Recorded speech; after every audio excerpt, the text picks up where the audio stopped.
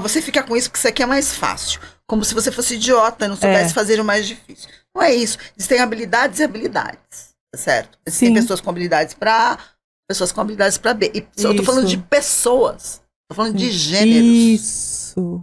Pessoas. Eu gosto dessa palavra, né? Pessoas. Não de gênero, porque quando você foca na pessoa, quando você foca no ser humano, você tira a melhor potencialidade dele como ser humano naquela condição que ele tá.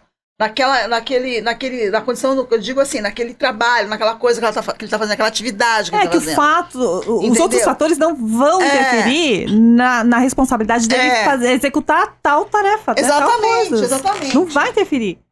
Exatamente. Aí o que a gente vejo às vezes, né, em alguns canais que eu sigo, que eu vejo, que aí alguns momentos falam assim, essas mulheres querem fazer tudo, carrega aí um saco de cimento, não sei o que lá. Mas geralmente o cara que tá falando nunca nem viu um saco de cimento.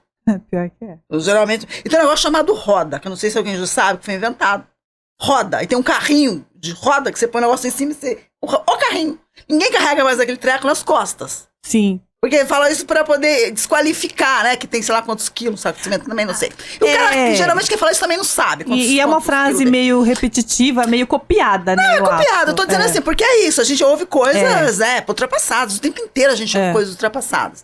Tanto que o exemplo é tosco. Porque é pra ser tosco mesmo, porque é tosca, o pensamento é tosco, o exemplo é tosco. Aí a gente volta naquilo que a gente já falou, né? De trabalhar os sentimentos, né? Isso, Não, porque eles querem desqualificar a mulher no nosso pleito, né? A nossa demanda de igualdade, colocando a coisa como uma questão física, né? A gente tem mais, você quer igual, então faz isso que só homem pode fazer, porque você não tem força. Isso. Pô.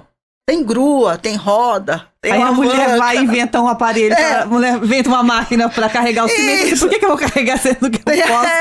É um exemplo ridículo, né? É ridículo, porque a gente não tá falando de diferença biológica, essa coisa óbvia. A gente tá falando de potencialidades, que não passa por nada que seja de força, de nada disso. E como você disse, né? De pessoas, de ser humano. De potencialidades. E a gente tá no século XXI, não tem aqui ninguém vivendo no Paleolítico, né? Não, que precisava né? Materialmente falando, né?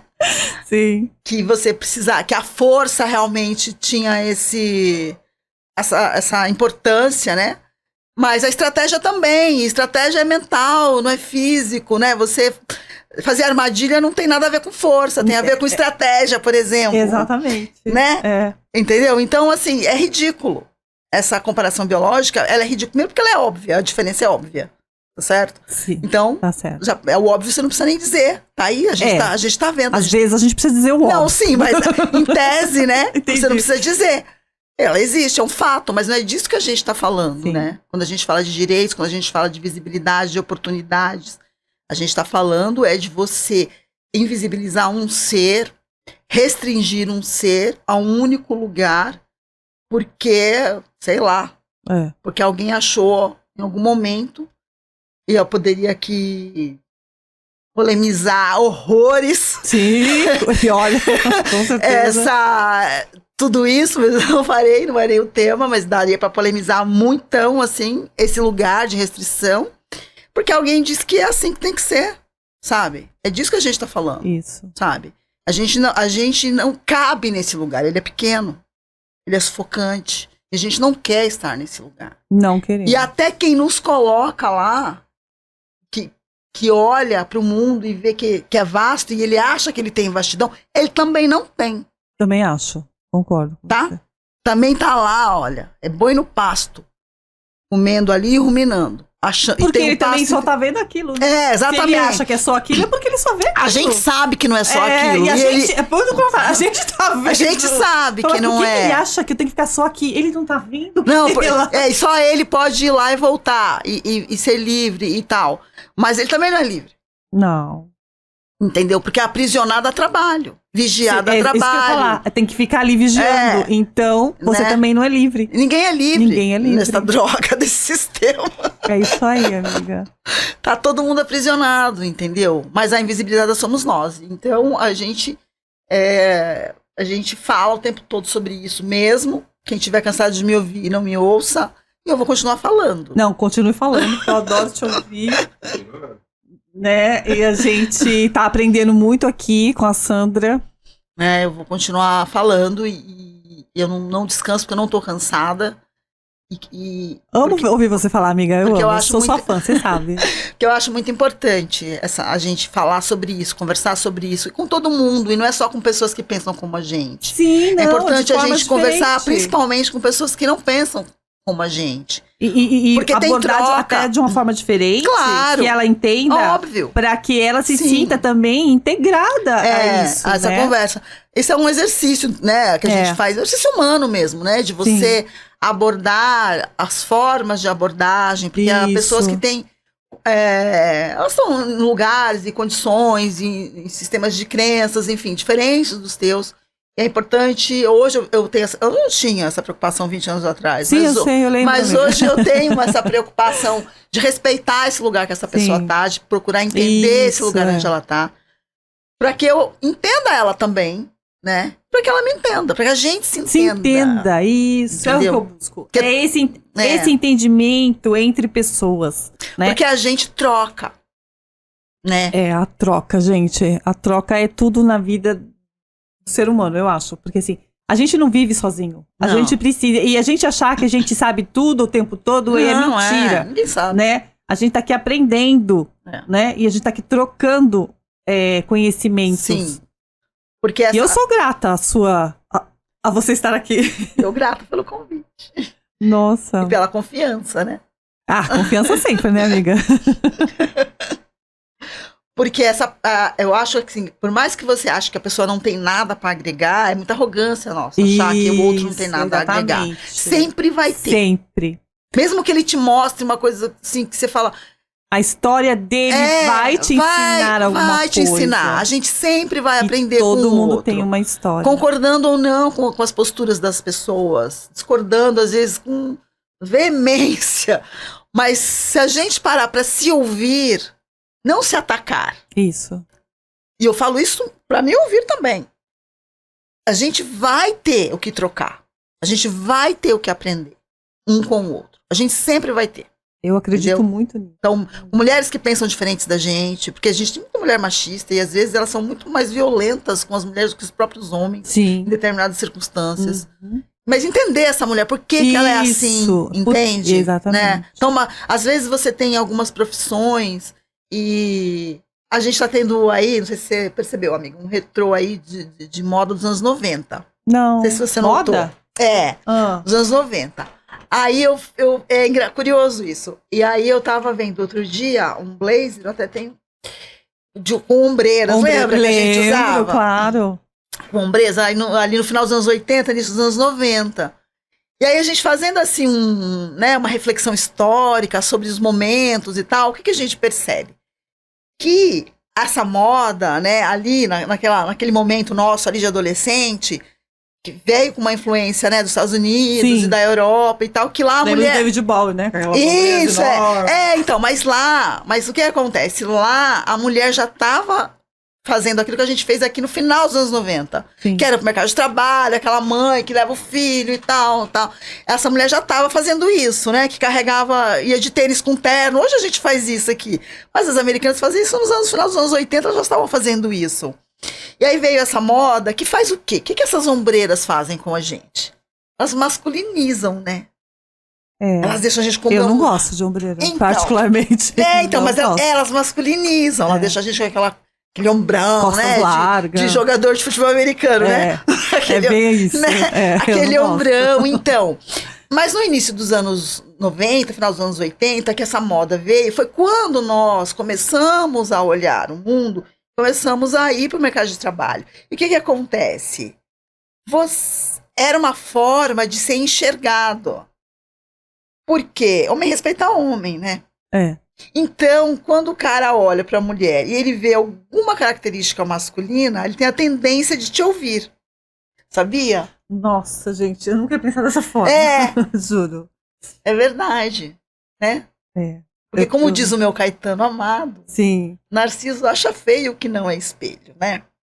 Tá, entendi. Então, Então a gente começou a usar. Então você vê em alguns ambientes, por exemplo, no rock, eu adoro rock and roll, você sabe. Sim. As mulheres que fazem rock and roll pesado mesmo, que fazem os anos 80, totalmente masculinizadas. Mas por quê? Pra ser aceita. Claro, né? Pra fazer parte, né, do grupo. Do grupo. Pra ser respeitada como uma mulher que fazia rock and roll. Ela não podia ser feminina, né? Ela não podia ser delicada. Pô, aqui é rock and roll. Então ela tinha que ser masculinizada. Entendi. Entendeu? Então isso acontece. Então a gente vê isso. A invisibilidade é tanta que eu tenho que colocar símbolos masculinos. Entendi. Para ser enxergada, para ser ouvida, para ser respeitada. E a gente faz isso. Eu usei muito coisa com ombreira, muito não sei o que lá, mas a gente fez isso de forma aleatória. Aleatória. Né? Eu nunca ia pensar isso. Mas você vê como a moda. E a moda voltou. E outro dia. As ombreiras voltaram? Algumas sim, algumas roupas sim. E aí eu fui fazer, e vesti uma coisa com ombreira. Eu falei, gente, não me cabe mais isso. Sabe? Quando você se olha, você fala, não me cabe mais. Porque assim, eu não quero ser respeitada porque eu estou com um símbolo masculino. Eu quero ser respeitada e ouvida na minha individualidade feminina. É o que eu penso. Por isso que eu tô tentando associar tudo isso, porque na minha cabeça isso não existe. Mas são símbolos. Mas eu tô entendendo o que você tá falando, claro. São símbolos ocultos, né? São símbolos. É mensagem subliminar. Sim. Quem é aí de neurologia, psicologia, vai explicar bem isso aí, né? Mas é uma mensagem subliminar que você passa. Então, eu vesti, aí quando eu usei muito, inclusive. Mas quando tinha aquelas jaquetinhas curtas, né? Com ombreira. Com ombreira. Você usava. Mas como ela era curtinha, então era mais feminina, assim, né? Para cinturada e tal. Não era aquele jaquetão. Fui, né, meio... Isso. Mas, por exemplo, eu fui vestir, falei, poxa, que legal. Achei legal até, porque, né? Tá voltando um monte de coisa. Eu tenho roupa, inclusive, daquela época que eu tô usando. Que eu guardei. Eu também, tem roupas antigas que eu ainda uso. Voltou, menina, eu tô usando. Só dá uma reformadinha e tá ótimo. Tem aqueles coletinhos que você usa por baixo de terra, aquelas coisas que estão usando agora, de alfaiataria. Sim, eu não precisei nem dar nada. Eu tinha um lá que eu falei, nossa, voltou a usar, vou usar. E tá do mesmo jeito, né? Tem, olha, sei lá. E você pode até trabalhar, né? Com ele. Exatamente. Porque é alfaiataria. Alfaiataria que advogados usam. Menina, então. E aí eu falei, gente, tá usando de novo. Isso meu tá me servindo. Olha, não é que tá servindo. Eu tenho isso desde 97, sei lá. Olha, gente. Desde quando? Só a gente mesmo, né, amiga? Eu guardei porque eu tinha 2. Aí isso aí era afetivo. Eu falei, vou guardar. Mas são símbolos, entende? Sim. Símbolos. Estou entendendo. Aí o que eu quero dizer é que é o seguinte, que eu fui vestir um desses blazers e eu já não deu mais. Já não coube mais, entende? Eu usei lá atrás sem ter, obviamente, essa visão que eu tenho hoje, né? Essa percepção de que era um símbolo masculino e tal, não sei o que lá. Eu não tinha essa, claro, né? Não tinha isso. Hoje eu tenho, e hoje isso tá aí. Tem estudos, enfim, que são símbolos que você usa. Mas é inconsciente, né? É inconsciente, mas a moda, mas olha como é interessante. Quando a mulher foi pra esse mercado, ela falou, não, agora eu tô aqui, ó, vocês vão ter que me ver. Nós vamos dividir vamos dividir esse negocinho aqui. A moda trouxe isso, você percebe? Sim, foi em 1990. A moda trouxe. Porque se essa mulher tá no mundo de negócio, não sei, ela... se ela é executiva, de se impor, né? De se apresentar. E por que eu tinha que ter mais... um ombro maior? Por que eu tinha um ombro de homem pra me impor? Porque aí o homem olhando, ele ia... Você percebe, a moda trouxe isso. A gente usou, a gente achou legal. Você vê, né, como o homem é bem visual mesmo, né? O ser humano... O ser humano é visual. O ser humano é visual, não é só o homem. É verdade. É que neles isso é mais... Não é que é mais fomentado, eles estão liberados, né? Estão livres com esse olhar visual. A gente não, a gente, né? A gente todo o tempo se vigiando. A gente mesmo se auto-vigia. É até chato. Esse sistema é tão perfeito que a gente não se vigia. É verdade. Porque a gente tá se vigiando. Como que eu posso olhar?